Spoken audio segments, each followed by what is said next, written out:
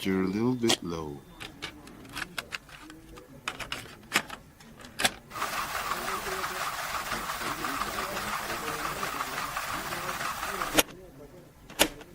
Have you seen that replay, buddy? Alright, man, I'm done talking to you. You can't be done talking to me. You're right here facing me. I back. Trust me, I back.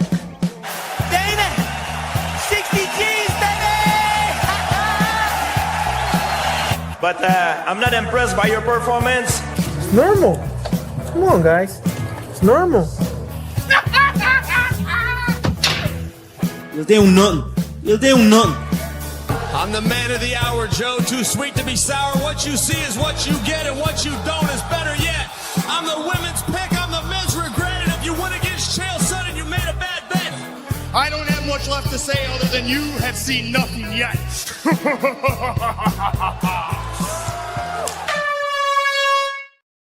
What's happening, Fight Week Show fans, Fight Week Show people? Them we are back with another episode of Don't Stop Shakedown, and joining me this week, I got Olin in the house, I got Yao in the house, I got Sterling in the house, I got me in the house. Yeah, that's everybody. Shout out to everybody that's right here. We can't see who the fuck that fool is over there, but hey, McDane is here. He's rocking the crowd. He's moving like a jackass. You know what? Let's start with Oli now. We'll go around the table, but we'll go around the table. No. Hold on. Just chill. You'll get your time. Bow to the king, son. Bow to the king. You know what I mean? I hate it when the parents fight. Don't you guys hate it when the parents fight? That's peasant. Crazy. You know, eating scraps for the next 8 cards, bro. You know when people fucking like you get a win. But it's not a win that's not even your win, bro. You know what I mean? Win's a win, it's not even your win, bro. Win's a win, bro. You ain't the shit to get them fucking points. Who slept on them picks though? Who slept on them picks though? I was having a mirror in the silly moment. You know, I'm trying to say, brother, when we got that picture, we were all looking for your picks, like. And I wasn't. Bro, so you're not just gonna go straight into this talk here. You're not even gonna let me. You don't. Nobody want to know how everybody's week is. Favorite fucking nobody cares about none of that shit. Anybody's week except yours, bro. Hold on, pull up Trigger's comment right now. I don't want to talk about my week though. No, the other one, bro. I don't want. I won't tell people I got a King Richard piercing, but there will be signs, ass McDane. King Richard out of fucking Robin Hood, the cartoon. Oh my god. Okay, so since everybody wants to dissect my week. Hey, I'm doing good, Ola. Thanks for asking, bro. No. I'm not asking. Cut off. That wasn't me. That wasn't a me thing, bro. Hey, like, bro, when I'm discombobulated like this, man, I start moving different, bro. You know what I'm trying to say? We know. You know? We know. But hey, Olin, Yao, Sterling, you might talk about my week, man. I'll mute up. You might talk about my week before we get into the videos and shit. Look, I'm not trying to talk crap. I'm not trying to talk crap about your week, bro. Look, if anybody in the world can relate, it's me, bro. It's me. I was top of the table. I missed my picks, and I felt like the movie Stella got her groove back, bro. I lost my groove. I lost my mojo, and I've just been fucking sucking it up since. So McDane is doing his best Conor McGregor impression, but he looks more like Ben the Bane Davis with that pseudo turtleneck he's got going on over there. Fucking shirt, you dickhead. Oh my god, your neck's so small it just swallows it up, little kid. I put weight on in Canada, bro. Leave me alone. That North American bullshit. Fuck, just corn syrup and everything. You know what I mean? It needs more pickles. Y'all, how you doing, man? Hey, I got neck. I'm good. How you doing? Pause. Yeah, and a few folds. I got neck. Pause. So that's how Ola's week was. It was trash. Ola's still listening to us talking about his week. I'm telling you now. I'm on his ass. 3 points. Just 3 that points. That silent Sunday was fucking delicious. I was sitting on Sunday like Silent Sunday. Finger licking. I was licking my wounds. Yeah, I bet you was. Bet you was, bro. Look, I'm not gonna say I'm not in this competition with y'all, but I was 150 messages behind, and when I caught up, I did feel bad for you, Ola. I'm not gonna lie, I felt bad for you, brother.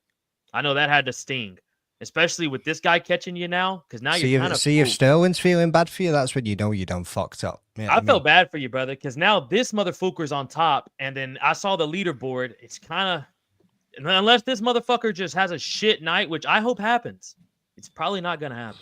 Go and have a look at all of my cards, bro. I've probably been the most consistent in like. And it's crazy because he's been saying this since fucking March. He was like, "How can you be the most consistent?" I've been saying how? No. Shut the fuck up a minute. How the fuck are you being the most consistent? What the fuck is you talking about? Consistent asshole in the chat. Yes, the most consistent dickhead all day. You know what I mean? Talking about the most consistent in the fucking competition. At least if McDane's having a good day, he's gonna be an asshole. If McDane's having a bad day, he's gonna be an asshole. The only thing you're consistent at is forgetting to put your fucking picks in, jab end. You know what I mean? Don't be coming at me.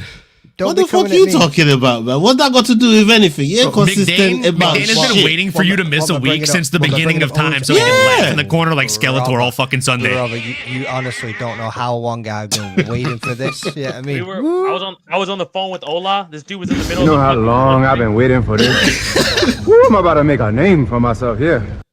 This dude Ola was in the middle of the country, and then he brought that shit up, and then right when we were talking, you messaged in the group, and he was like, "I didn't even tag that little fucker." That's what Trigger's talking about over there.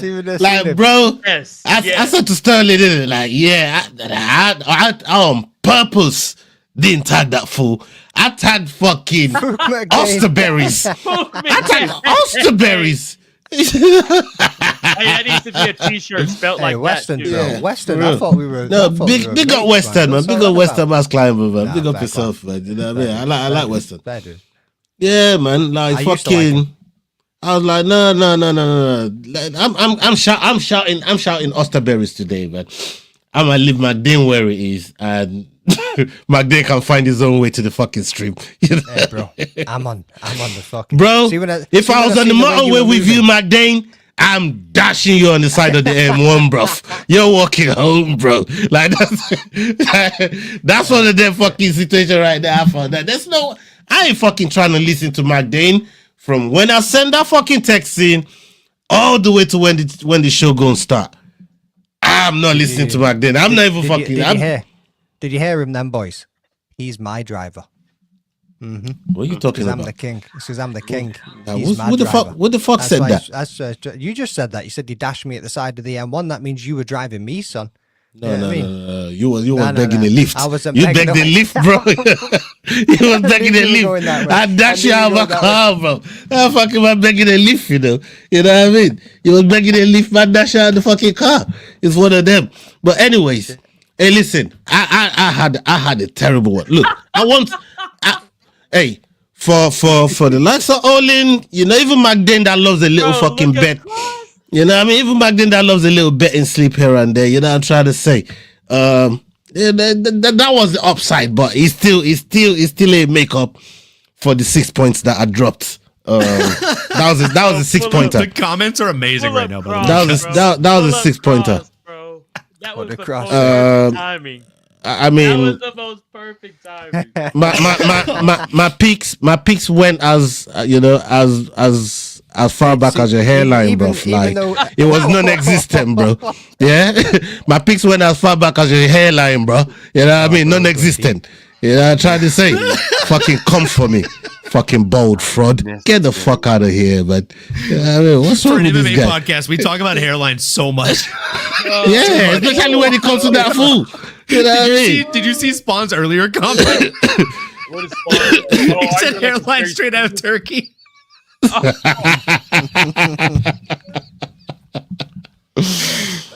Yo, I mean, hey, Matua, I'm not lying, am I, Matua?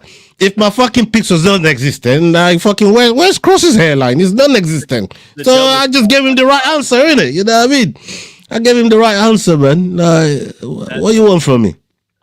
That's hilarious, bro. Look at that, boys. Fucking look at that. Amazing.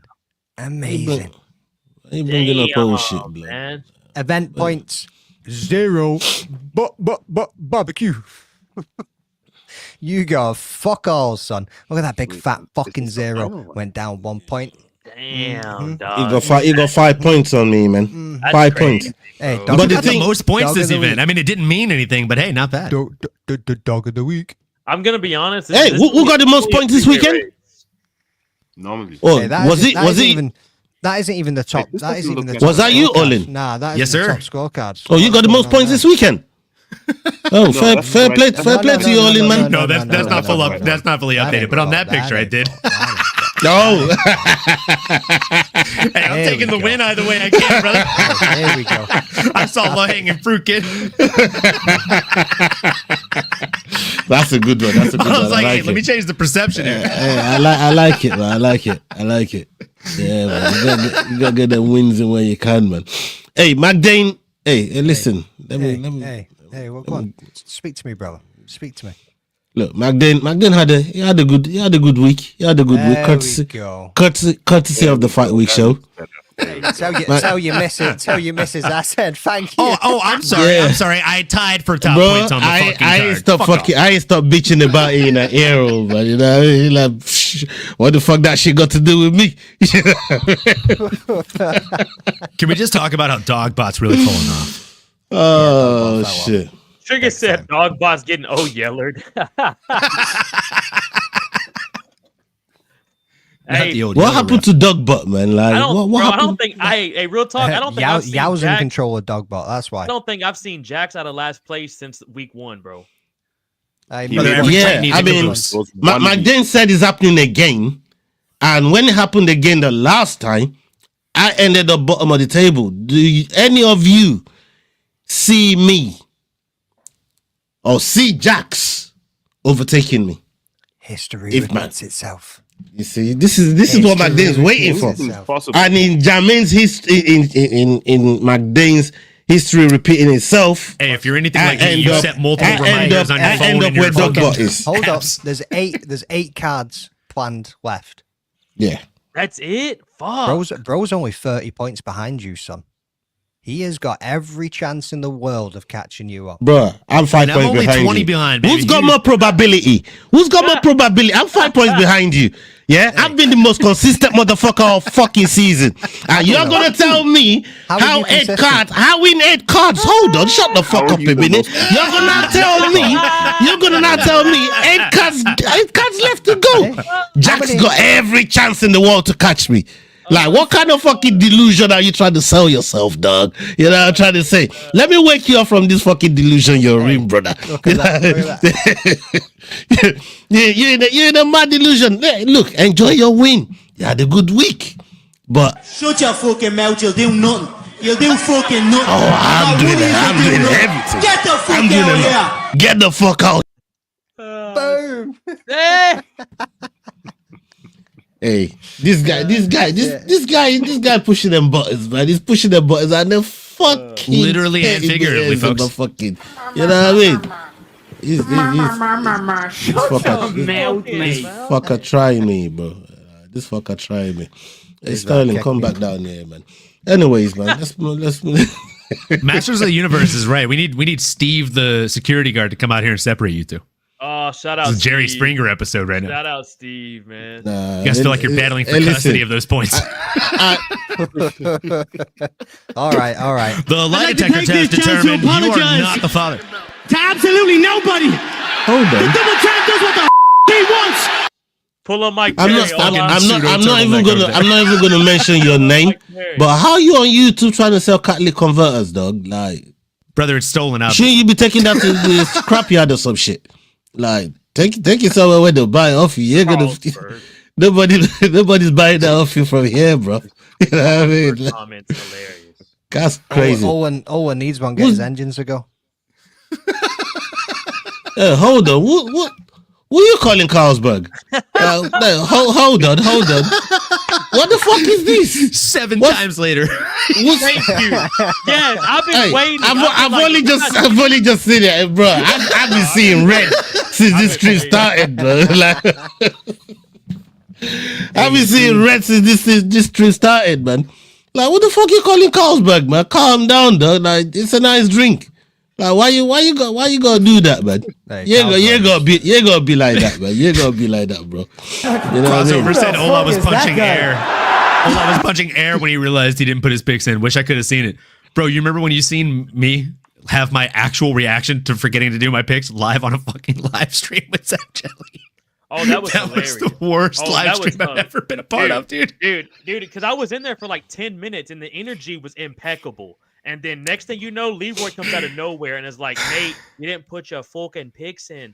And then I pulled it up on the screen. I'm like, "Mate, you didn't put your picks in." And I'm like, dude, 2 minutes later, stream in. 2 minutes later, fucking ghost, dude. I was like, "What the fuck?"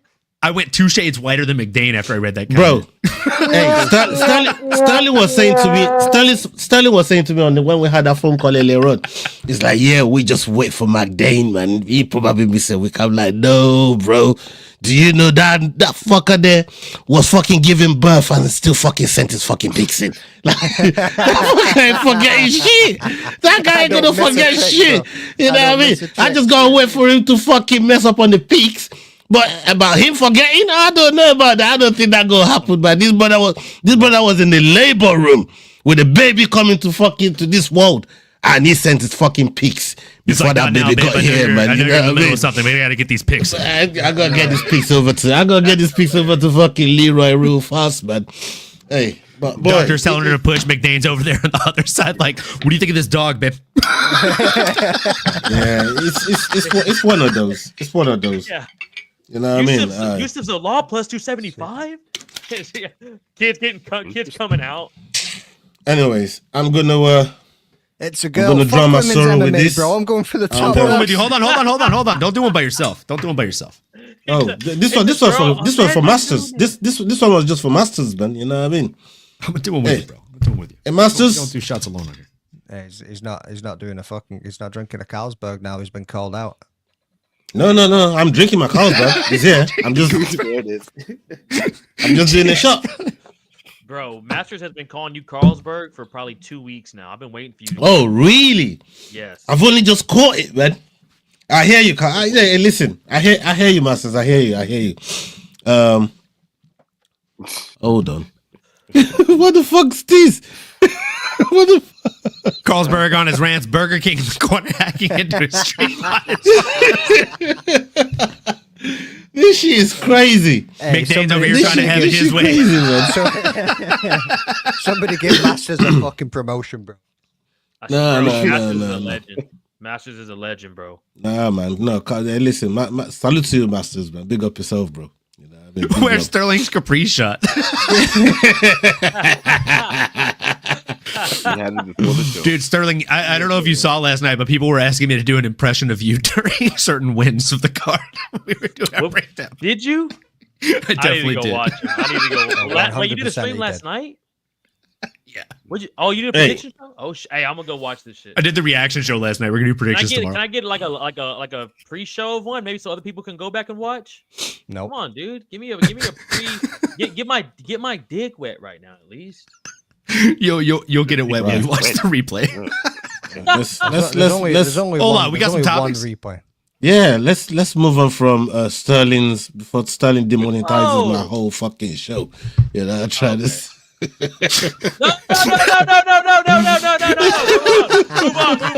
Move on. Was that the elusive Sterling versus Sprite pick? No. Move on. What the fuck's popping? Are you trying to find Nah.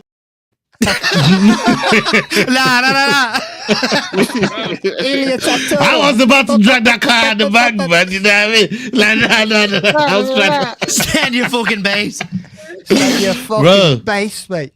Yeah, man. But I was about to set you on fire there, bro. Don't do that. No, I don't do that. I don't want to play no more. Shout out. Oh shit! Retire in Rio. Oh, look at this. If only I was that fucking happy. I get triggered by McDane just being here, but that shit is so Talk fucking versus Sprite triggering. 3 live on DAZN. This was me when I woke up on Saturday morning and seen the fucking pick sheet.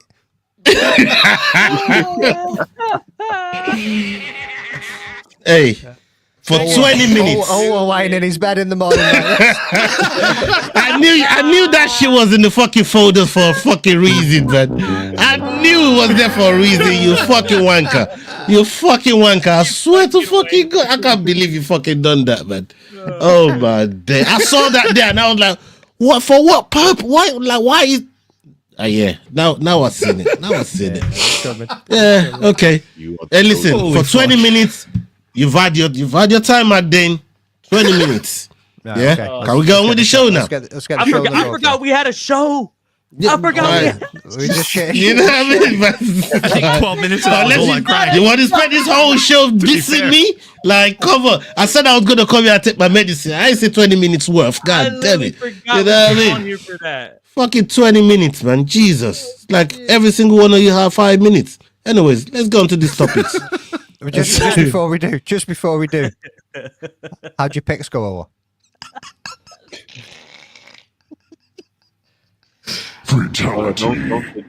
Hit that clip, motherfucker. Dana White made some big fight announcements for UFC 323 last night. Merab Dvalishvili versus Petr Yan 2 will headline the card. This will be Merab's 4th title defense this year. Merab was on the Ariel Helwani show yesterday when the news broke. So this is very exciting, Merab. But as we sit here right now, breaking news, because Dana White just went on Instagram. They're telling me in my ear, and he just announced that you are the main event of. Let's dance, my friend. Let's dance. Yeah. How do we do it? The champion of the world, UFC 323. Yeah! There he is. Yes! That's the pride of Georgia, the pride of Tbilisi, the pride of the bantamweight division. Alessandre Pantoja will defend the flyweight belt against Joshua Van in the co-main event. On Instagram, Pantoja said, "Next fight confirmed. I'm counting on your support on December 6th in Las Vegas at UFC 323. Let's go for it." Joshua Van posted this on X. He said it's time to write history. Jan Blachowicz is set to face Bogdan Guskov. Jan said, "What upcoming next? Hashtag legendary Polish power. See you in Las Vegas, December 6th. And we also have Henry Cejudo versus Peyton Talbot on the card. Henry is looking to rebound from his current 3-fight losing streak. He recently stated that he believes this will be his last fight if he gets the W. Will your next fight be your last fight? Yeah, man. My next fight's my last fight. I got a lot going on, man, in my life. I have my kids, my podcast, business. I don't want my kids to get to the age where they know that daddy's fighting. He does that for a living. I was there when Kamara got knocked out, and I remember looking to my right, seeing his daughter just freaking cry. I was like, oh, like, I'm out. I've set myself up pretty good to where I want it to be my last. Or maybe. See? You never know what Triple C is. Unpredictable. I gotta get a W, man, but we'll see. Yeah, man. We've heard the announcement there, and I wanted to get from at least every single one of you on some of the fights that was announced there. The first one was the Merab one, Magdane. I mean, Merab's he's a goat in my eyes. He's a fucking king of that fucking division. He's everything that any fighter that, you know what I mean, that wants to really do something in that bantamweight division, they're gonna have to beat some of the work that Merab's put in there, man. Like, I mean, this is gonna be what, 4th, 5th title defense this year? Craziness. Yeah. 4. Yeah. 4. Yeah. Arshavin 4, baby. Let's go. Oh, you used to remember the Arshavin thing. Oh, Jesus. How can we forget? Yeah, but Magdane, yeah, that was for you, man. Speak on Merab, man, and him getting this main event and defending his title once again. Bro, the dude, as we always say, is an actual machine. 4 fighting the... How many fights did Izzy have to defend his belt? We used to talk about Izzy being the most active champ, and Merab's putting that shit to shame, son. He's just like, okay, hold up, wait a minute, get me on that December card. You know what I mean? Fucking, have you seen that card, by the way? UFC 323 is fucking stacked from And top to bottom, son. And that's the last card for ESPN, son. That's it, baby. Going out with a bang, boys. That's the final card, isn't it? That's the final card. We've seen. I can't wait to cancel my ESPN fucking membership. Like, we've seen these two motherfuckers fight before, and we know how that one went. Jan has gone on an unbelievable tear since. How's it going to look when he comes back in? I honestly cannot wait, because the only man that's got cardio matching Merab is Petr Yan. Someone's got some buzzing and beeping and bullshit going on, so you better sort that out. But Petr Yan for the upset, boys? Petr Yan for the upset? Who's on that? Not me. I mean, no, you definitely ain't going to be my dog of the week. You know what I'm trying to say? I'm just putting that out there. But yo, man, you don't hit dog of the weeks anyway, bro. Hey, who got the next highest dog of the weeks in the table, man? What the fuck you talking about, bro? Like, just because you're top on the table, all of a sudden you just out here disrespecting. I can't see you. You're just out here disrespecting, man. All manner of shit. Fucking you dickhead. have been a shameless. Don't throw me on my train of thought, bro. You know what I'm trying to say? Because you keep talking that shit, everything go get fucked up. But hey, yo, hold on. Where did you get that voice from, yo? Who sold that to you? Like, where did hey, Damn, dog. You're not coming with us like that, y'all. We're the homies, bro. They really be your own people, huh, y'all? They really be your own people for real. Like that, huh? Yeah. My guy just said the first who word sold he you said that on the voice, entire bro? podcast, and he got fucking ripped. Say it with your chest, yo. Come on. Yo, your voice got TRT in it, bro. Like, what the fuck? Fucking Clarence Claymore. Yeah, represent for fucking Rwanda, son. Let's go. Bro hit one bong and came like, hey.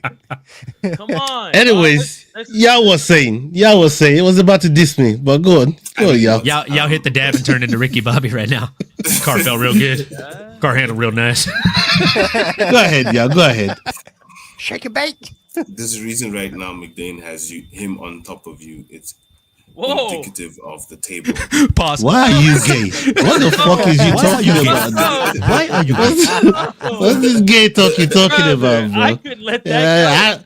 I like Mr. Nasty Time, man. You know what I mean? Definitely not with McDane, bro. You know what I'm trying to say? Look at her fart box, Henry Cejudo. That was an amazing video. The fuck? It's your uncle Elroy. You know what I'm trying to say? He said that, bro. Nephew. But when it comes to Merab versus Jan, I'm all the way Merab. I think it's fucking Merab. You know, he doesn't stop moving. Jan's fantastic, but Merab just doesn't stop moving. So right now, I don't think anyone's gonna stop him until he's like close to retirement and takes that other fight that he shouldn't, and then maybe he loses. But I'm all the way Merab. All the way. All right, yeah, we'll come back to this, Masters. We'll come back to this. But I wanted to ask you about Jan Blachowicz and Guskov. What you thought about that matchup? Yeah. So it's a very interesting matchup. I mean, Blachowicz is going to be turning 43 soon. Like, it's very interesting to be fighting someone as dangerous as Guskov, but it shows he's trying to do a Glover Teixeira. So I like it. I do. I don't see if he'll be champion again. It's a very tough light heavyweight division right now. I mean, it's getting more and more stacked, even if Alex goes up and creates a gap. So it's interesting to see him still being that active and fighting dangerous fighters. And, heck, maybe he does get a title shot, or maybe he ends up fighting... who else is interesting? And that's the thing, there aren't that many interesting fights right now for him. So I'm happy with that fight. Yeah, you need to get a drink or something, bro. We've already got one Barry White up in this bitch. We don't need another. And Olin, I mean, Cejudo talking about this could be his last fight against Peyton Talbot. That should be better. We know what Talbot's all about, but Cejudo also is done big work in the flyweight, in the bantamweight division, and him just referring back to Kamaru's daughter, watching him getting knocked out by Leon Edwards, it's kind of made him think, you know what, maybe I gotta call this quits. But you're going to call this quits against a sharpshooter like Talbot, bro. And I don't like when people be talking about this is my last fight when they're going into their last fight, bro. Like, what are you making of that? I'll be honest with you. Hearing Henry Cejudo say, "Look, I'm be honest, man. This might be my last fight." It feels like deja vu. Right? It feels like we've maybe been here before. We've heard this one. Correct me if I'm wrong. Stop me if you haven't heard this before. I think if he wins the fight, it's not his last fight. If he loses the fight, it's his last fight. It's a built-in excuse. When he loses the fight, he will say, well, I had one foot out the door. I knew this was going to be my last fight. I maybe didn't train the way I should have, etc. If he wins the fight, he can double down and be like, look, I had one foot out the door and I'm still the best. This is why I deserve a title shot right now. Imagine what happens when I'm both feet in the door. That's the marketing play I would push forward if I'm Henry Cejudo. How do I see the fight going, though? I mean, look, we've seen Peyton Talbot struggle with solid grappling before.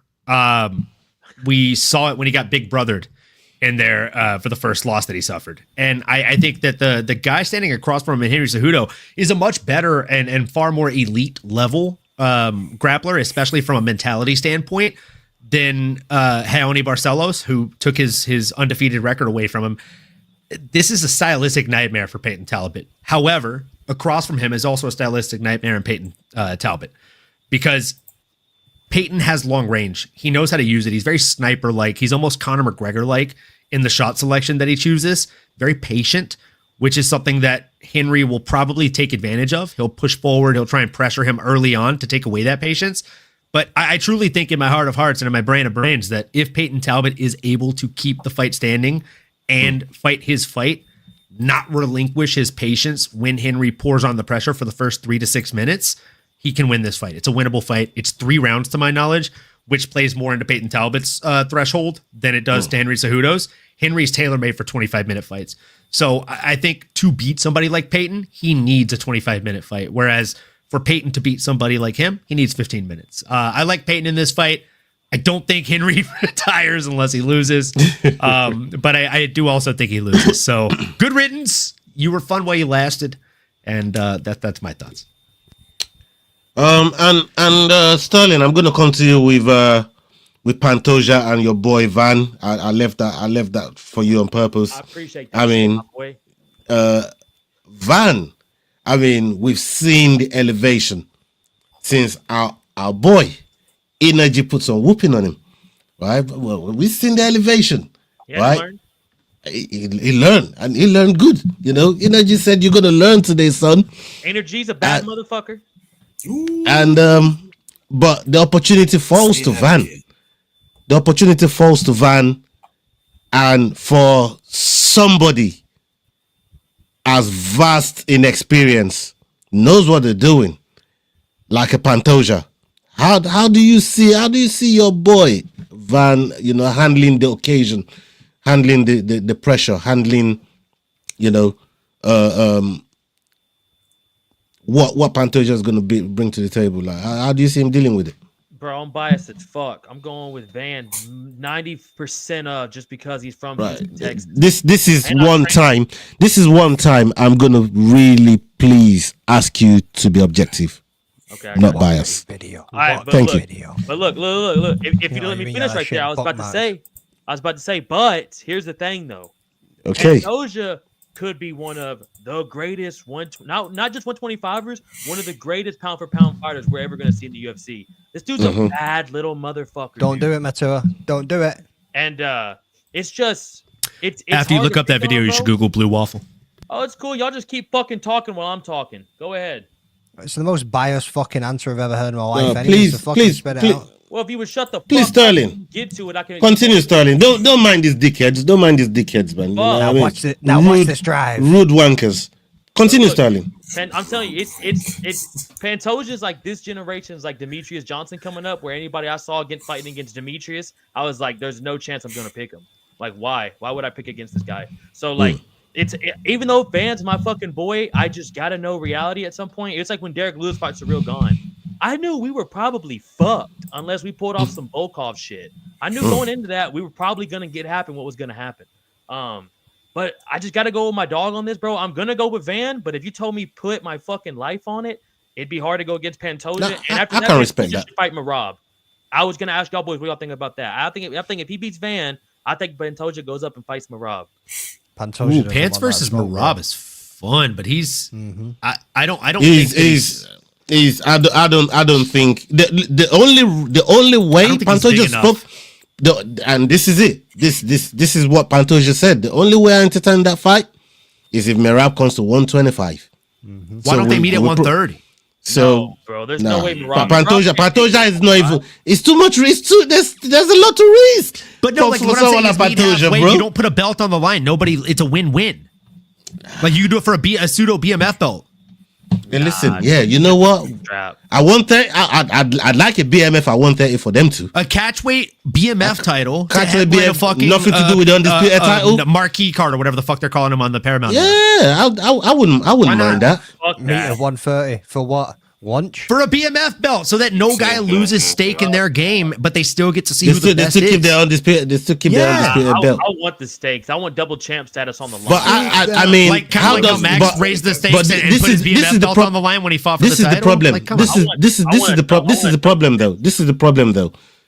How? But it's only stakes for one guy, depending on who goes down. How bad is a 5-pound cut for Merab? That's what you got to think. Pretty bad. How much worse would a 10-pound cut be? He can't make 125. He can't make 125. Yeah, that's why I'm saying that fight ain't happening. Bro stops eating. That's all. But it doesn't. But he stops eating and hits 135. What more would he have to do to hit 125? To hit 130. Get his ass. Die. In the sauna. Stop breathing, brother. While you're not eating, dude. Start cutting weight like everybody else. Go to the sauna after a 72-hour fast, brother, and talk. No. Try to compose a fucking sentence. Then you end up like TJ Dillashaw trying to fight yeah, bro. and then you fuck your body up trying to go down to that fucking weight for no reason. He can do it. He can do it. I don't think he makes 130. I think is feasible. 130. I think is feasible. 125. No chance. 5'1". But I don't see them doing it. I don't see them doing it. No, I ain't gonna do it. No, I don't think that fight happens unless Pants goes up. One of the things that's most respectable about those two motherfuckers is they're the only two fucking champions that don't talk about double champ status. They stay in the fucking lane and they defend that bitch with That's their why I like life. Pants. That's why the guy underneath me here, Sterling, literally said that he's up there with DJ, right? Like you don't bet against him. Like why am I going to do that? He's the best in the division. It's not even a question. It's not a question of is he going to win? It's a question of how long is it going to take him to beat the next guy. Hey, real quick before we move on too, I don't know if y'all saw Dylan Dennis was on Mighty Mouse and they brought this up. Dylan kept trying to get him to go back to fight Pantoja. Mighty Mouse even said that dude would fuck me up. Like he doesn't want it, bro. That dude would. It's a stylistic nightmare for even DJ. Yes, bro. And Pantoja's a bad little. The way in which he fights is very cerebral, the same way that DJ is. Yeah. DJ knows that it would be like. If you run that fight 10 times, DJ realistically knows he maybe wins 5 times. Maybe. At best. Maybe, yeah. And that's not a risk that he's willing to take. That's why he was always the best. And that's fucking Mighty Mouse. That, ladies and gentlemen, shows you how bad of a motherfucker Pantoja Let me ask you, is. Ola. Do you think Pants is the most underrated pound-for-pound champion we've ever seen? Yeah, 100%. I've been saying this for the longest. It's one of my favorite fighters as well. I mean, look, this guy has been around forever. He's been through the trenches. He's left, he's come back. To get to the title, when he won the title, bro, I was almost crying for him. I had the Brandon Moreno moment. When he won the title, and I thought to myself, you know what, this is a true definition of not giving up on your career, and just keep pushing on the grind. And Pantoja, I respect the fuck out of him, bro. From where he's been to where he is now, and being the king of 125, he deserves it, man. And I feel like he deserves to go out on top. But fighting somebody like a Merab, whether he goes to 135, even at 130, I still think, as much as I love Pantoja, I just think Merab would be too much for him. Merab would be, Merab is just a different kind of beast, bro. So that's how I see it. Now let's move on from that topic there.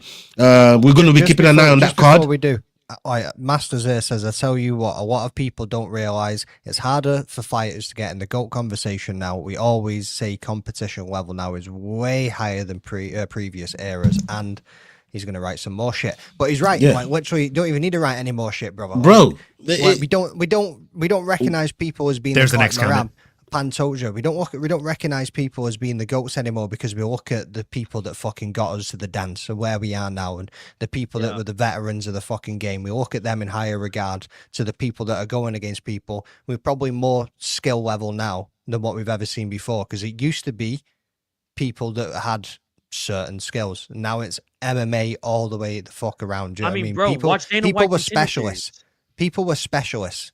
And Sterling, not like, anymore. Dana White even Contender to Series, that dog, point, like you'll see it's fucking high class level. Hey, that elbow. Dude, that season elbow one was disgusting. Sterling, season 1 of Dana White's Contender Series, there were 16 contracts given out. This season, there were 43. 43, bro. And Dana That said tells it was you like alone the 70 skill level. And like, Come on. And the most what was the knockouts? Like 72 knockouts? It was the highest knockout percentage. It was the highest submission Motherfuckers percentage. were It was the getting highest finish killed. rate of any season. And like, look, we try and stay to our bubble very often when it comes to mixed martial arts, but I think this is a conversation that actually spans across multiple sports, right? Like, if you look at NFL, like, I know a lot of you guys from across the pond might not watch NFL, but you definitely watch soccer, right? If you look at soccer nowadays, or football, right? If you look at the players of yesteryear, like 10, 20 years ago, they're always going to be more likely to be in the GOAT conversation because the rules were different, because the game was different. Like, it's the same thing with American football with NFL, right? You have people like quarterbacks used to be men. Quarterbacks used to take hits. A quarterback could have the best season of any quarterback in the fucking duration of the sport. And they would still not be in that GOAT conversation because, oh, it's a different sport now. These boys ain't taking hits. I mean, I have a whole different I have a whole different outlook to this. For me, I just think social media changed the way that a lot of people look at the sport, and you know how analytical it gets, and people trying to break down the fights, and we got access to so much footage, knowing about their nutrition, knowing about their physics, shit that we didn't have access to before. These guys just turns up on TV, they fight, you fuck with them, right? But now with social media, you got access to their gym, their training partners, who they're sparring, what their coach is fucking feeding them on. You got access to all this shit. Matter of fact, you can't even talk to these motherfuckers. That's how much social media has changed everything, which then, changes how we look at, the fighters from yesteryears to the fighters that we got, that we got nowadays. And we're going to always look at them from a different lens. And those guys, we only revere them so much because till today, especially when they're in their prime, you probably still ain't got access to them, and you're probably still going to fucking fanboy over one of your idol fighters if you ever, see them in passing or walk right past them or you meet them somewhere. So, yeah, social media changed a lot, and that's even a reference to what you were saying about NFL and indeed football as well. So to me, I just think social media it changed the fucking game, man. It changed how we look at things. If we could take the past generation out of the time frame they were in and put them in now, how good do you think they would be? Like, how would Jens Pulver in his prime do against Dustin Poirier? Ooh, in his prime. That's not a bad. Or Frankie Edgar at 155. Imagine him versus. This is the problem. That's exactly the problem. This is exactly the problem. Like my Dean said, guys, and you, go on, yeah. Need to factor in is the fact that let's say they're fighting at the same time and they have access to the same gyms because now that's what I'm saying. That's what makes a difference. We have different technology. We have different training methods. Let's take like BJ Penn from the time that he was dominating people because nobody was when he wasn't even doing training camp seriously and just drinking beer for 6 weeks and training for one. Let's put him at the start of his career now. Training nothing but fucking MMA. He isn't doing specialist work. He isn't doing one fucking practice. He's MMA from the get-go. Not in his home gym at Hawaii. Like, put him at ATT. Put him at AKA. Like, put him at one of these top-tier gyms and see what happens. You can do that with, bro. Like, Forrest 100%. Griffin. Like, what do y'all think Forrest Griffin does with UFC nowadays? You know what I mean? It's probably 3 fights, and he would have got cut. You know what I mean? You put Forrest Griffin at AKA or ATT, and that guy is a world breaker at light heavyweight today. You know what I mean? But that's exactly like Tricka posted earlier. And he said, like, Favre would throw 800 touchdowns in today's NFL. And that's the exact conversation, right? Like, Favre is a guy that could take the hits in the NFL and he'd take a licking and keep on ticking, as they'd say on the fucking literal commentary, right? But now these quarterbacks aren't even getting hit like that. So, like, fighters in the same vein, they're being hit differently, right? Like, there wasn't a calf kick in 1999. That didn't exist. I mean, hey, bro, look. And they surely weren't checking kicks in 1995, yeah, boys? Look, to that point, Biz being said on Joe Rogan's podcast, he went through his whole career without getting kicked in the calf. That motherfucker never got kicked in the calf. I got kicked in the calf my third day of Muay Thai at AK, and it was the worst feeling I'd ever felt in my life. In the prelims and women's MMA, they're throwing calf kicks. You know what I mean? This motherfucker was a champion and did never get calf kicked. Bro, did you hear about Askren never getting punched in the face until he got to the UFC? Like, I mean, Robbie Lawler had to change that shit. Robbie Lawler had to change that shit, though, bro. You got to go watch his fights in Bellator. Like, there was a moment where he was riding the same Brazilian that knocked the fuck out of MVP, riding him like a dog, doing this. Lima? Yeah, Lima. Yep. Yeah. He was literally riding him but like a fucking never got dog. punched in the face till it got to the UFC, bro. Like, that shit's crazy. Imagine MVP fighting back in the day. I mean, he'd have been like Anderson Silva. He'd have been 100%. He was. That's what he based his style on as well. You know what I mean? Yeah. Like, it's that. 1 second, my dogs are going. 1 second. Nah, bro. Fucking dogs. But that also begs the question, right, McDane? Like, if MVP was born the same year as Anderson Silva, who inspires him? You know, does he choose MMA? Exactly. Does he have that inspiration? Does he find that fight style? He grew up. His family were already into mixed martial arts when he was younger, so he got into it through that way. Yeah, I mean, so let's not forget. But that's the thing. Like, maybe he has a completely different style. And then here comes along a Mohawk warrior named Chuck Liddell, and all he wants to do is fuck you up. You know Sprawl and brawl. You know, Chuck Liddell's inspiration was clearly Steve Austin. Or Chuck Norris. He was like, I'm fucking taking that and just running with it in the UFC instead. Like, bro, do y'all remember the Chuck Liddell days? I do. Yes. God, what a time to be alive. And then he got knocked I still out remember by his cameo on Blue Mountain State. One of the best Oh, episodes. bro. God. He wasn't even there. It was his imagination, yeah. He's like, Chuck, where did you go? Chuck, it didn't work. He's like, I've never been here. I've never been here, bro. you were fighting yourself and training yourself. Was it like eating expired food or some shit? He's like hallucinating. Fucking expired jerky or some shit. Yeah. Hey, Sterling. You know which one of them bitches was barking like that, man. Brother, you see that crazy one you saw earlier on, bro? Yeah, man. Like, yeah, he's on site with that bitch. He's on site with that bitch. Juice Man, all right. Why do you want Henry to win that fight? I need to know. I think Taliban's gonna fuck him up. Yeah, I don't know. Juice, do you already have a bet locked in on that? That's got to be the only explanation. But if Haioni Barcelos can hold him down like that, I think that's what I'm saying. That's what I'm saying, bro. Like, if he doesn't spark Triple C, he's gonna get held down like a motherfucker. He needs to knock him out. Like, this is a perfect fight for Talbot. That's for sure. It's a perfect fight for him. But I want to switch gears. I want to switch gears on this topic because on that fight card alone, man, we've been on there for a second. Right, we're gonna go to this next video and we're gonna come to Yao next on this video and see what he thinks of it. Big up all 64 of you watching live right now. Make sure you're showing love to everybody on the fucking panel, man. Pay your rent by liking the video, people, and sharing, subscribing, doing all that good stuff for the people then. Now, let's go on to the next one right here. Yeah, we'll come to you after that. Henry Cejudo had an awkward moment on Rampage Jackson's stream last night. He went up to Rampage and started to whisper to him about a girl without realizing Rampage was live. Look at that. Right in front of you. Huh? No, in front of you, like behind you? Yeah. To the side, she's got a... Let me see. You gotta see it though. Oh, yeah. Oh, my God, yeah. Oh, that one. I gotta tell you, you didn't know I'm live streaming? No. What the man? We live.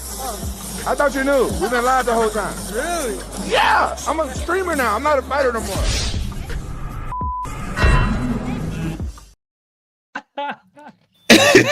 Good job we didn't get caught talking about no yoga. I'll tell you that, boy. Hey, listen, hey, yo.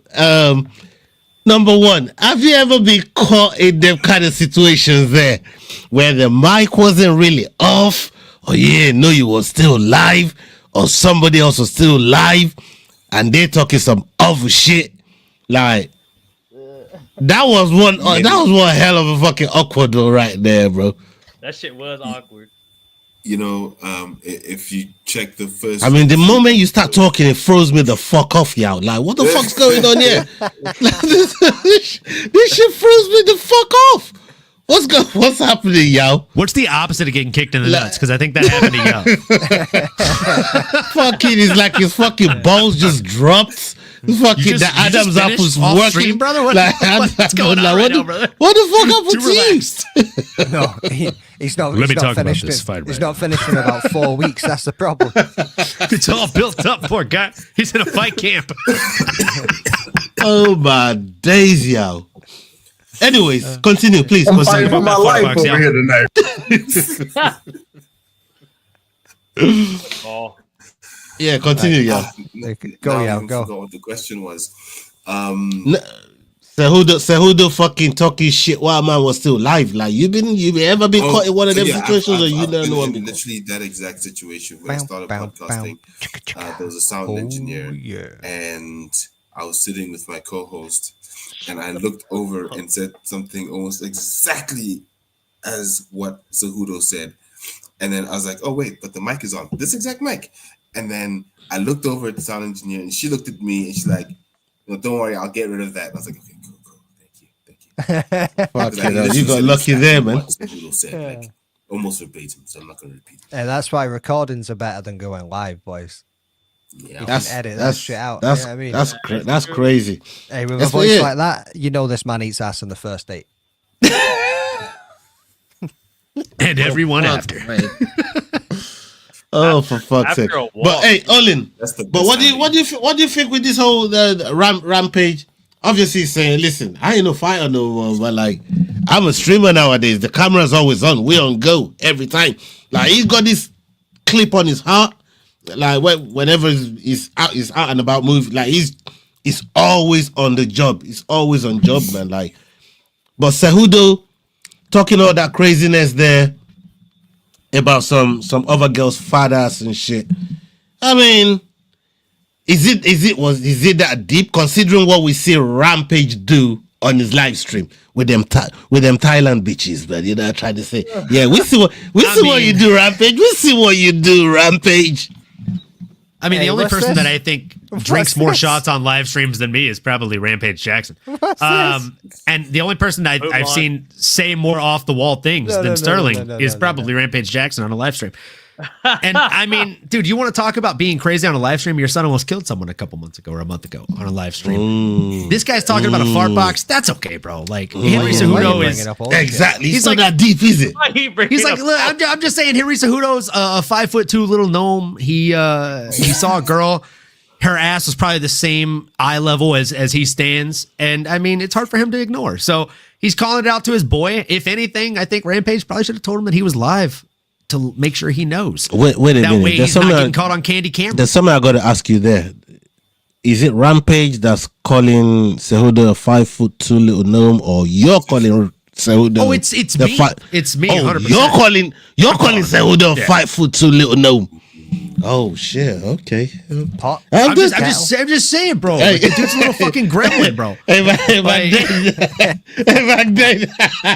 Back then, you know where I'm going with this. He's calling out the fart boxes because he's just tall enough to ride that ride, kid. I don't know what's happening right now.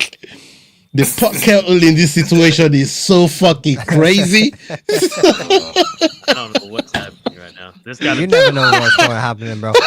What we want to know what's happening, though, is what's happening with this comment, though. Sterling did it the other night. He got up halfway through the stream to get a drink and no pants on. He traumatized us all. It was Monday. Oh, I'm going to go get that. I'm going to go get that. That's hey. You would go look at it. Yeah, okay. I'm going to go get that. Keep right it now. cool, McDane's like, I'm going to look at that. I'm going to screen record it. I'm going to save it to the spank bank. It's going to be the greatest Photoshop of all time. It was the greatest time a man got up to get a snack on a stream. The greatest. All right. Let's go to the next one here. I'm going to come to Olin on this next one. And we'll see what you got to say on this one, Oni. And before we go further on that one, shout out to Full Mount MMA. Big up Full Mount MMA. We run their videos on this channel for our Don't Stop Shakedown episodes. Make sure you go in on their page, go on their channel. Make sure you go there and support them.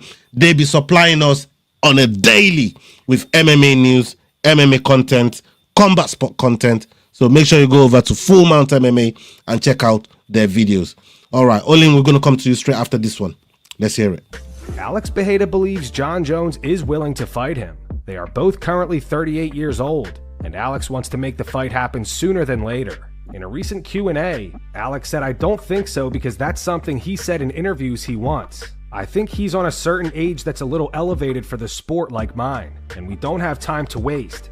I think he will be sincere if he's interested or not.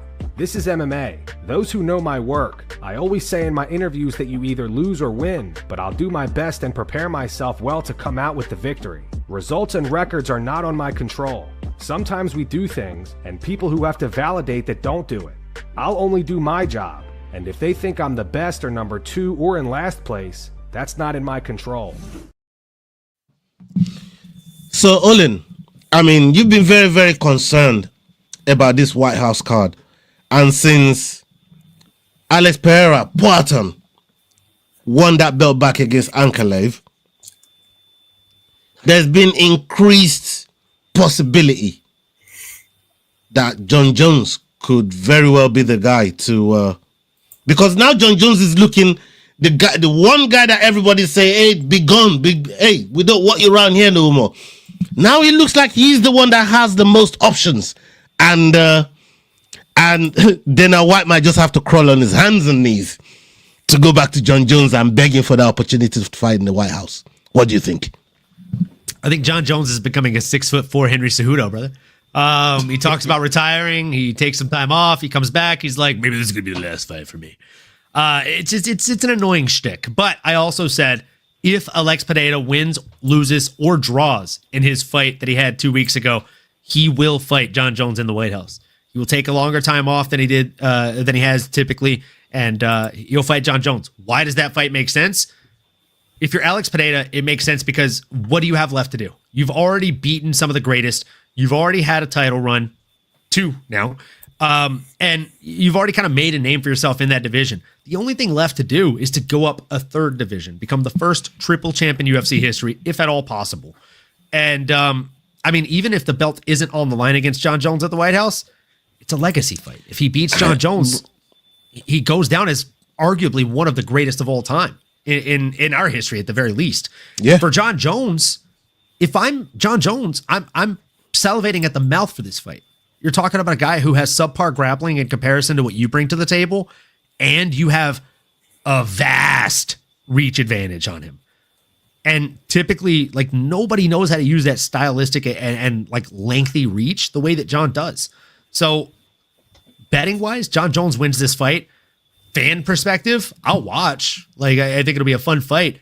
But I think it's one of those situations where one guy should win based on skills. Would you be patriotic in that fight? No, I'd be going for LX. Oh, you're not going to be patriotic? All this talk about 45 years, Juneteenth, White House. This is going to be the first year birthday, I'm not going. America's birthday, and all this shit. You got that You should turn in that shield like fucking Dede and fucking Craig had to turn in their fucking whistle. You know the best thing about that fucking shield, bro. You know the best thing about that shield? No, you should turn in that shield. And he's not loyal to the country. He's loyal to the dream. He's loyal to the people. Trump isn't that, bro. I'm not a Trump guy. This is going to be the first year of International Fight Week. I'm not going to on purpose because it's becoming a Trump celebration, not a UFC celebration. I'm here for the fights. Somebody that will wield that shield proudly. Sterling, talk to me about this fight here. Would you be patriotic? Would you be patriotic? Boys, listen to me. Either way, whether John Jones fights Tommy or he fights fucking Poatan, we need it to happen on the White House card. This White House card needs to be. I mean, I need like UFC 300, UFC 200. All that shit's been amazing, right? I need this card to be. Like, do y'all remember that first card they had at the pandemic when it was Gaethje versus Ferguson? every fight was like a fucking headliner of a fucking paper. The Cody Garbrandt, Davison Figueiredo, ever heard of him? Started off the fucking card. You know what I'm saying? Like, turn the shield. But you know what I'm saying? That shielded, bro. It's That's a shower. It's and as you can see, I'm not dead. I am not dead. I would honestly, I would go John, but I would not fucking at all be mad or upset or like surprised if Poatan threw a left hand from our Amazonian gods and connected on John Jones's sweet black skin and knocked him out. I would be very appalled, son. Why are you gay? Yao, McDane, you got something on this, especially Yao. Maybe not McDane because McDane don't like Jones. Let's hear from Yao. Yao is very, very balanced on this topic here, man. Now, how do you see this go? Because it's looking like more options for Jones than the other two fighters, in my opinion. I think Jones literally has got a pick of the bunch on his hands if he wanted to. He could wait for Aspinall and really go down the Aspinall route, or he could go with Poatan.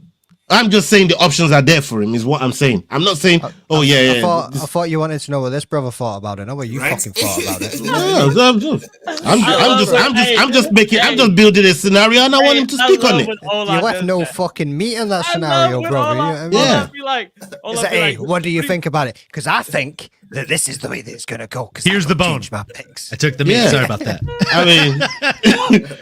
I learn from the best man, Olin, man. Like you know what I mean. I be learning from you, Olin. You're not trying to say. Fuck off, please, yeah.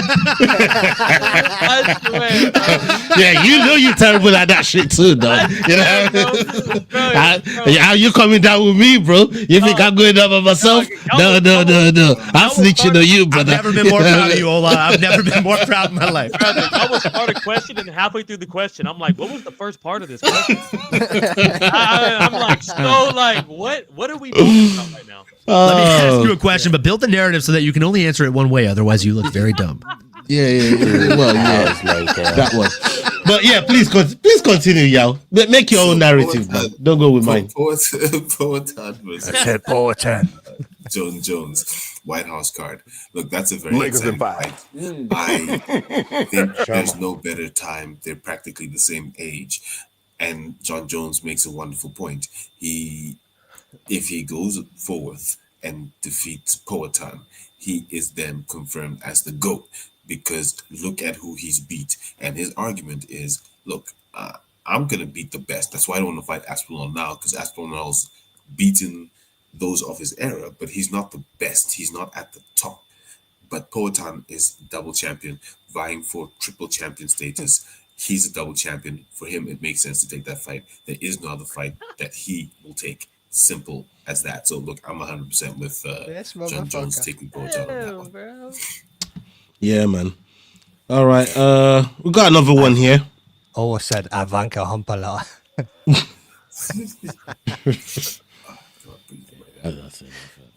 All right. Let's hey, your finger did all the talking, bro. Them fingers done all the talking. Ola hit the liar. It was me. Hey, before we move on, that's a good point by Trigger, though. Imagine if Adesanya never would have brought up Pereira's name, and we never would have got the fucking Chama. You know what I'm saying? Like, this dude's gonna be a fucking yeah, everybody thank fucking Easy, yeah? Thank fucking Easy. All of you motherfuckers. You all know Easy. That was the butterfly. Come on, baby. Hey, Easy gave that fool a career, man. Like, this ain't no joke. Easy he really did. Gave that fool a fucking career, bro. Bro, because it's kind of crazy. Like, imagine if Izzy never did kickboxing. Imagine if they never fought kickboxing. Imagine if he never knocked Izzy the fuck out in kickboxing. And then when poor guy was just sitting at a bar trying to enjoy the fights, and someone said his name. He's like fucking Beetlejuice. He's like, you said my name 3 times? Bro, he's just airing up tires. He's in the favelas. He's eating fucking Brazilian barbecue. And then next thing you know, Dana White goes, I'm going to give you 3 strikers. You're going to get Bruno Silva, Sean Strickland, and some fucker from Poland. And you're going to fuck them up. And then after you do that, Bubba, we're going to give you Adesanya, son. and you're gonna knock him out in the 5th round, and y'all are gonna go back and forth. That's it. Hey, crazy. Hey, and Alex, you're gonna be a light heavyweight goat. You're gonna step up, and then you're gonna knock Izzy. You're gonna knock Yuri Prohaska the fuck out twice. You're gonna beat the shit out of Kilo Roundtree. You're gonna let's go for that. You're gonna put your fucking Amazonian cock in Jamal Hill. You know what I'm saying? Like you're gonna fuck these dudes up. And yeah, man. You're also going to get knocked out by Izzy in return, and then get fucking manhandled by. This is a perfect segue. Perfect segue. And you know what, Magden can take a lead on this. You know what I mean? I ain't never going to say nothing on this video, so I don't leave no bone on it. Let's hear it. Luke Rockhold seems to have changed his mind on Alex Pereira. Just a few years ago, Luke said he would quote-unquote kill Alex within 10 seconds on the ground. Pereira, like any day with Pereira. If I give me 10 seconds on the ground, I'll kill that man. Luke sat down for an interview with TMZ Sports this week. He said, I used to hate on Alex Pereira, but motherfucker's a gangster. It's all about confidence. It's all about balls. He has it. He f***ing has it. I'm not gonna lie. I can't hate on the motherfucker anymore. He's one of the GOATs. Pereira carries the same mindset every f***ing time. He doesn't have a ground game, but the motherfucker's got balls. No more hate. Alex, God bless. You're a gangster. He's one of the best champs of all time. Honestly, it's impressive. I used to be like Luke Rockhold, man. I'm of this mindset right now. Magdine, take it away. Is we talking about the same guy? Right. My God. We're talking about the same guy? Yeah, I mean, 10 seconds on the ground. 10 seconds, yeah, 10 seconds on the ground. Out cold, motherfucker. You know what I mean? Pereira would do nasty things to Luke Rockhold. Like, he ain't fucking taking that man down. He's going to get head kicked into oblivion, son. You know what I mean? Shama up. Good night. Fuck Luke Rockhold. I ain't even fucking entertaining. So you're not gonna talk about Luke Rockhold giving Pereira his fucking flowers. You're just gonna fucking no. This is why I opened the fuck. You see, this is why. Don't be rude. This is why. That's exactly why I paint my goddamn narrative before fucking letting you answer the fucking question, so you don't answer the question like that. Yeah, this is the exact reason. He's a bum. Yeah, this is the exact reason right here. The exact reason, people. Right. So Rockhold said, "I'll take this guy down, finish him in 10 seconds," and then turned around and said, "Hey, I take back everything I said. This guy's a gangster. This guy's a gangster." Hey, Bubba, you think getting knocked out by Bisping was bad with the left hook? Imagine getting knocked out by Alex Pereira. This is probably what Luke Rockhold was saying. Like, I'm not like my man saying I'm not out here disrespecting this guy. You know, like, bro, he's got balls. So where Luke Rockhold actually got me in that very clip is the same mindset that I thought, like, you know what, feed him to this, feed him to that. You don't got no grappling. When we fight a proper fighter, he's gonna get dealt with. That comment. And all of a sudden, he's out here knocking people the fuck out. Hook. Everybody talks about Bisping's left hook on Luke. Let's not forget Luke Rockhold the year prior. Fuck off. The year prior. Let's not forget that Luke Rockhold won submission of the year in the MMA awards over Michael Bisping for a one-handed, one-armed fucking guillotine. With one eye. He used one hand to choke out the guy with one eye. You know what I'm saying? So, dude, that's a fun. Just saying. He used one hand to choke out the guy with one eye. What are you doing with your hand right now, yo? What? Yo. That's what you just described. Yo. Why are you choking eyes with a fucking... Why are you choking eyes with fingers, bro? Like... I know, bro. Yo. That's racist as fuck, yo.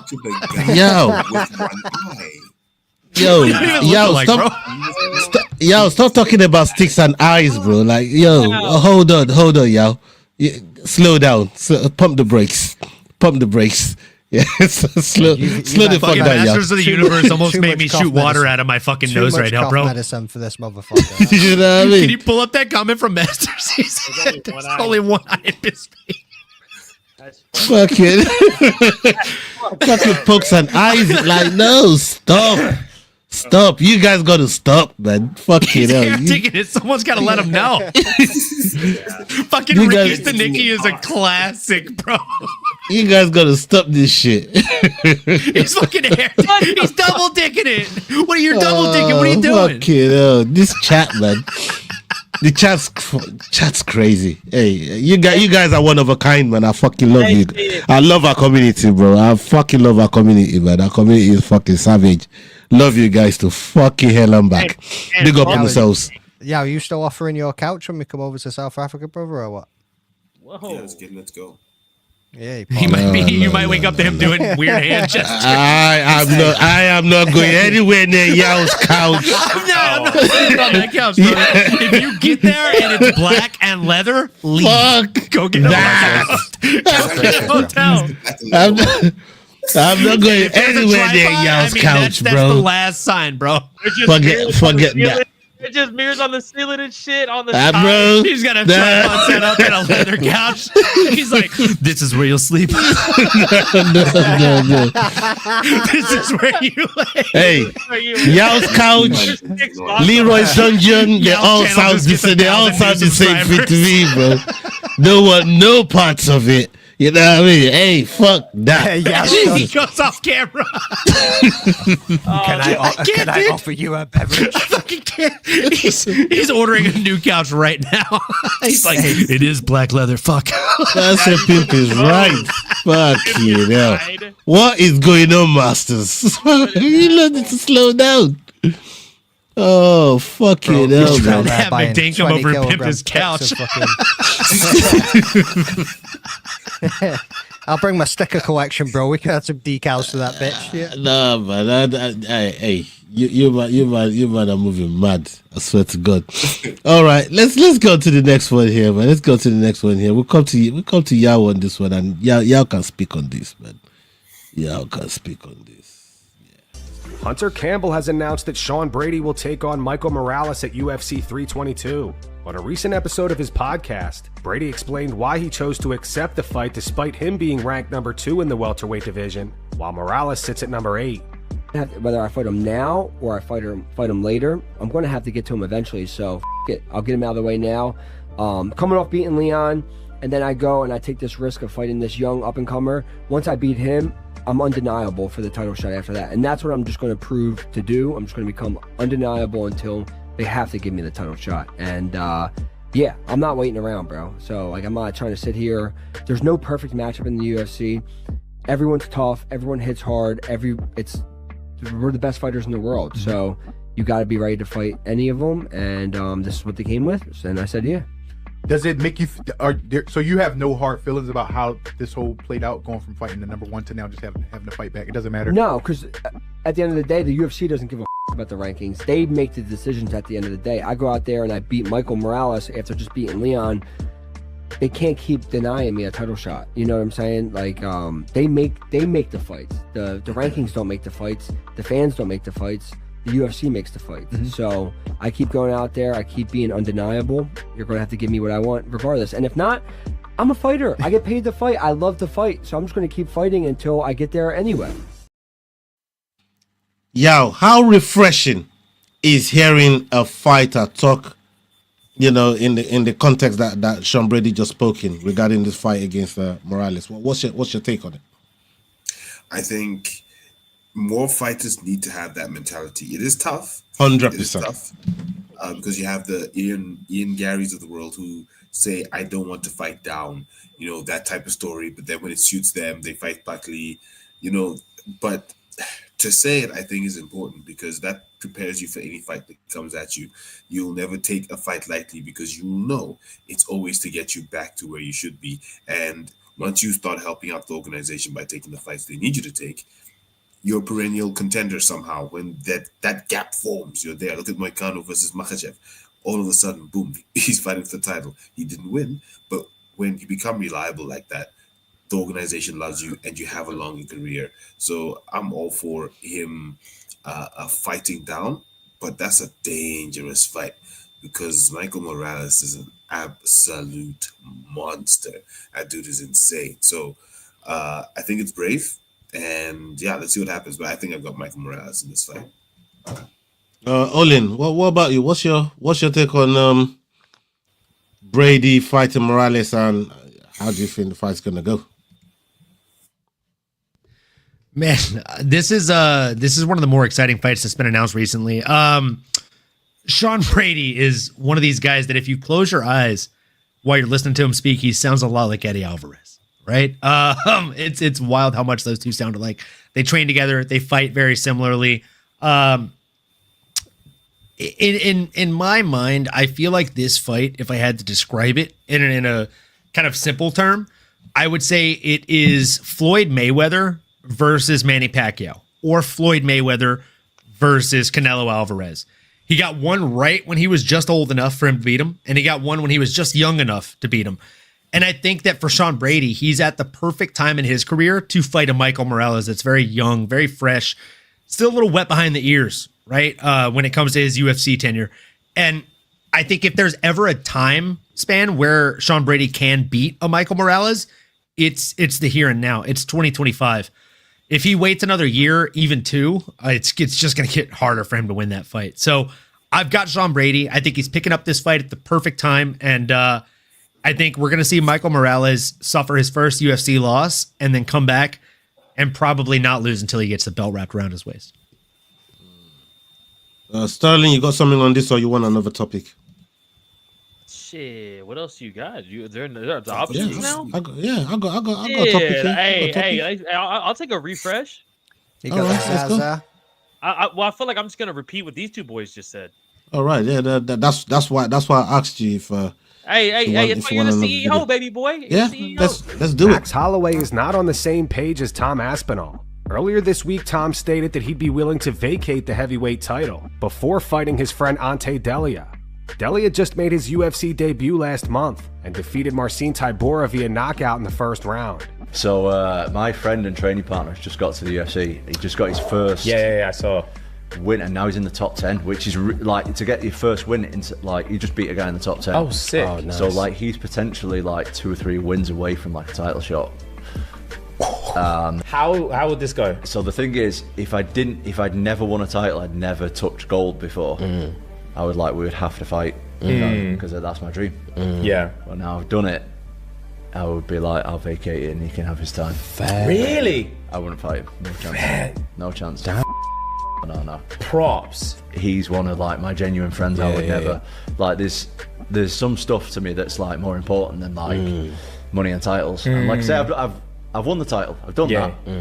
And I've got a few more in me before he's going to be up there anyway. So, but right now I've done it. I've still got more to do, but I can do that more in the time that it takes him to get up. Yeah. When he's there, I'm happy to. Fair play, man. Oh, that's an incredible statement. I don't think you understand. That's an incredible statement, bro. Max Holloway reacted to that clip on a recent live stream. He says he'd absolutely fight his friend, especially if there's millions of dollars on the line. If you got in the UFC, bro, hey, no hard feelings, dog. You working off for that, dog. Who am I to say we're not gonna fight? Let's go make this money together, brother, and go out to dinner, have a drink together after. Like, it is what it is, bro. Yeah, bro, we'd beat it, bro, brother. Bicep Jared is here. We'd beat each other in the gym for free. You telling me that now there's millions of dollars on the line, we're not gonna do that? Hey, look, we're here. Hey, man's up them silk sheets. Let's go! Man's up them silk sheets. Look, we're here. Live from Rwanda. PFL Rwanda, god damn it. What's up? What's happening? What's happening, Kraken? What's happening, my bro? On any beautiful queens, I don't want to hear nothing out of your mouth, brother. Kraken, you're crystal clear, bro. You better just stay in fucking Rwanda. I've never seen your face so smooth. You look good, know what I mean? bro. You look good. The hotel Wi-Fi is good for you, brother. Amen. Got that Hyatt Wi-Fi, bro. Hey, Olin. Hey, Olin. Kraken got that hillbilly money right now, man. You know, you got that white people money. You got that white people out there with that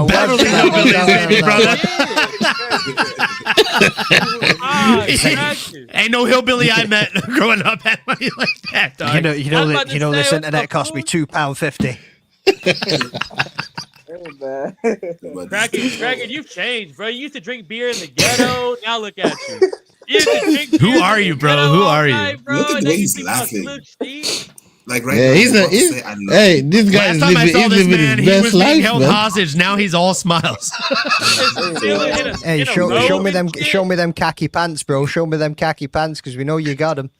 Hey, man.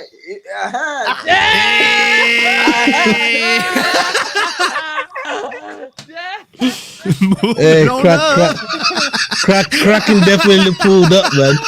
You know what I mean? I'm wearing a shirt and I got a shirt on and like This dude is fucking steaming. Like the last time we saw Kraken, man. This was the last time I saw Kraken. The last time I saw Kraken, this is what I saw. He's trying to peek at you. Hey, unbelievable. Man, Away from the hospital beds. Get well soon. Yeah, dog. He's on a heavy IV drip of fucking happiness right now.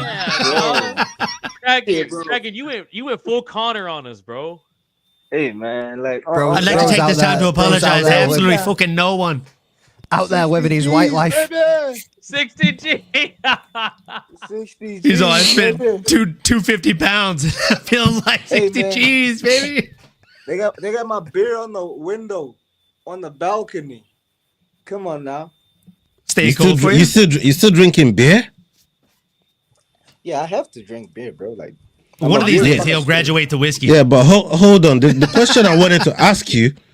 The question I wanted to ask you before Sterling even answers his original question on the video we just seen. If you can remember the video, Sterling. If you can remember the what the fuck was the video about? Like, but I wanted to ask Kraken, like, who spills up on Corona beer, bro? Like, who throws up on Corona beer, man? Bro, like, you threw up on Corona, brother? Like, this guy threw up on Corona, bro. Hopefully it was at least Corona Extra. I mean, it wasn't. It wasn't even the Corona Extra, bro. It was a standard Corona, bro. And this brother was peeling up on Corona, telling me, "Oh, that drink's tough." I'm like, "What? You ever seen Super Tenants? Have you ever seen Super Skull?" Hey, man, you know what I'm talking about, innit? You know them Super fucking Skull, bro. Super fucking bro. How many? How many? Have you smelling like you've lived on the streets for 10 years after 2 cans? You know what I mean? Bro, that was broke me, bro. Yo, that was broke me. Yeah, is that ice cream or a fucking? What is that? A mudslide or an ice cream? What is this? Hey man, I don't know, but I know it's. Is there alcohol in that? What's that? Hell yeah. Hey, bro, you just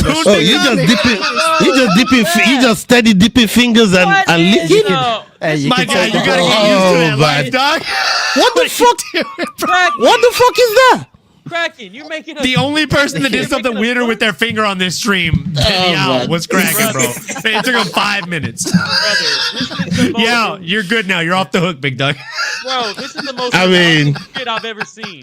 They just kicked him out of the restaurant because he's sitting down there eating that shit with his finger. Yeah, y'all forgot his dog of the week. Yeah, I was like, I got you. No pics. Fucking y'all did some weird shit with his hand. Kraken comes in like, I got you. Let me do some weird shit with mine. Not eating that this is bad. Spoon right now, brother. Yeah, Kraken, what are you doing, bro? Using that like a full-on utensil, my boy. Hey, you can take the bro out the ghetto, but you can't take the ghetto out the bro. Yeah, I mean that's what that is. Yeah, this guy, yeah, man, for real, man. Hey, no, big up yourself. Big up yourself, Kraken, man. Big up yourself, man. You know what I mean? Enjoy your the chocolate mousse while we get Sterling back to this question. Hey, there's a little bit of chocolate mousse that we need to be talking about, though, brother. Do you boys know? You boys know. That's chocolate mousse. Yeah. Oh yeah, but you know what? I do not want.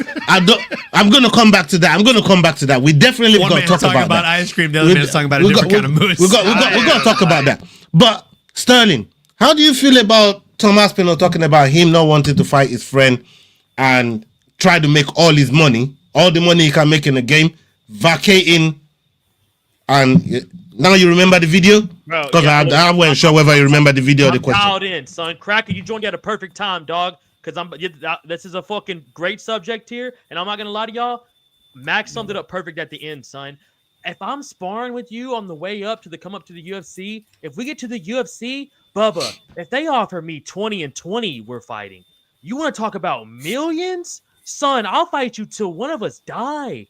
20 and 20, you're getting 8 and 8, big dog. I'll fight you till one of us die. They're going to start off at 20 and 20, I bro. will take care of your family with the money that I got off. I will literally take care of everyone.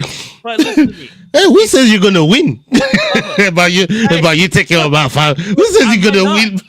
I might not, but look, if I got this man said, "I'll take that 20 and 20. The 20 to show will be 20 more than I made for my last 6." Listen to me. You know what I'm saying? Bro, look, me and my homeboy Edwin, we have started MMA at the exact same time. If a promoter came by right now and said, I'll give you $100,000 if y'all go out there and fight 3 rounds, I'd look at Edwin and I'd go, Bubba, I'm Dustin Poirier and you're about to be Dan Hooker. We're gonna go out there and have a war, and I'm sorry about it. And then after that, we can go on vacation together if you want. I don't give a fuck. But to vacate the title, why are you gay? But to vacate the title, Why are you gay? I'll talk. Hang on, fuckers. But to vacate the Why titles, are you gay? you motherfucker. Look.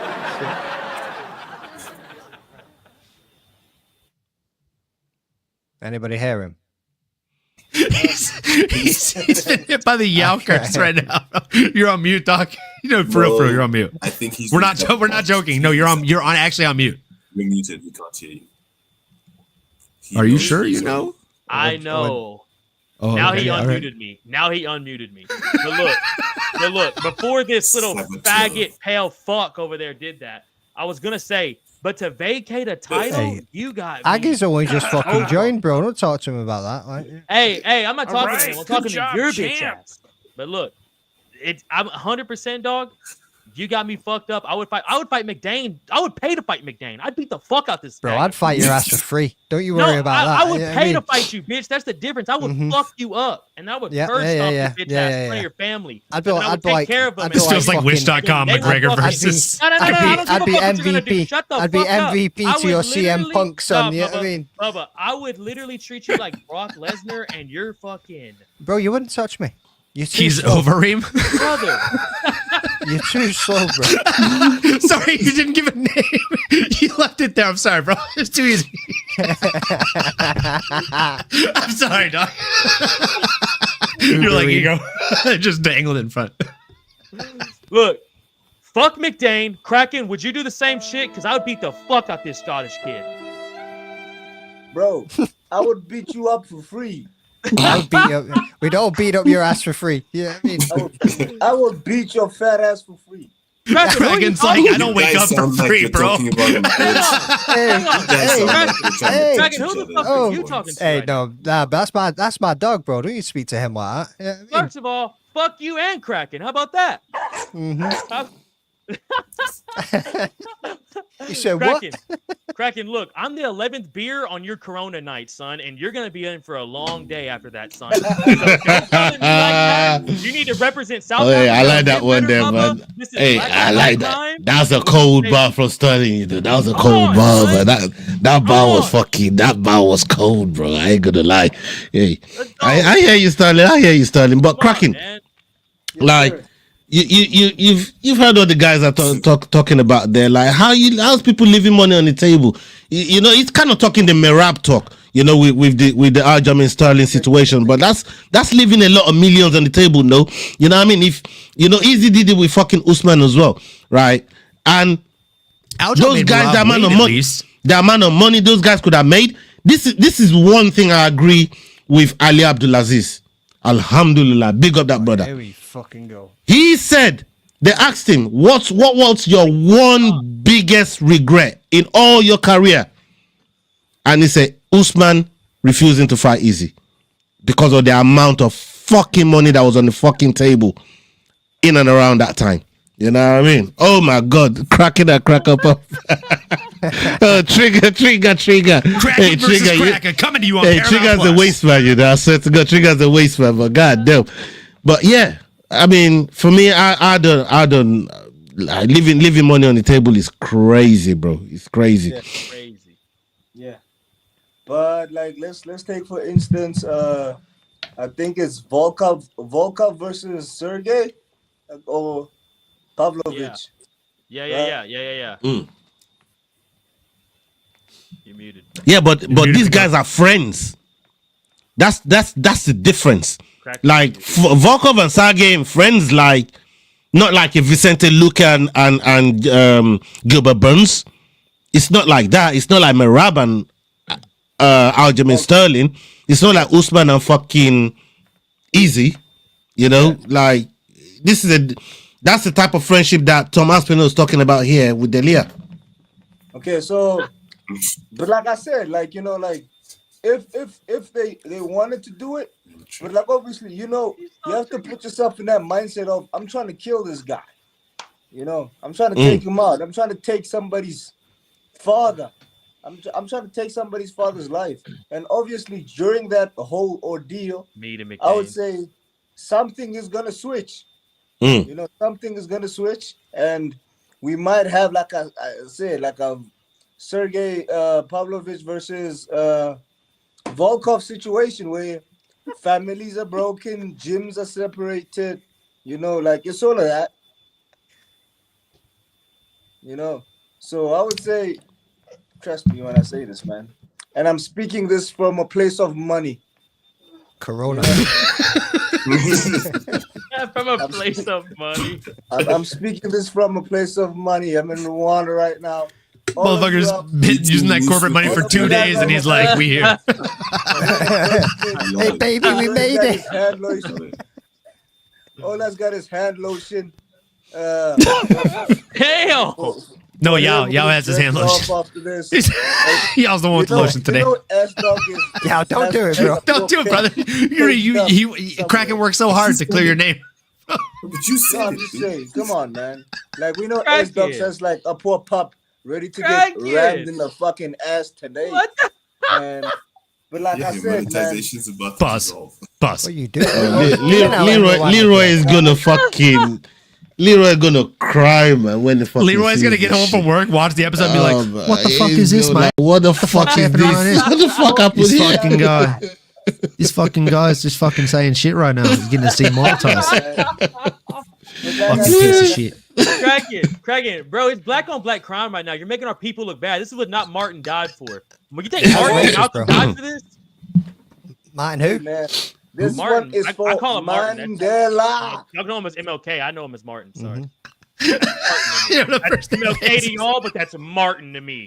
Malcolm X, I call him Mal. I think this stream has gone on long enough, man. He's like, I call him Marty. His friends call him Marty. I think this stream has gone on long fucking enough, man. Y'all might know him as Mr. Marty's a great guy. Some would say the best. It's an episode of fucking Jerry Springer. He's been like that in the Masters. He's been one of them days to this Masters, man. You know what I mean?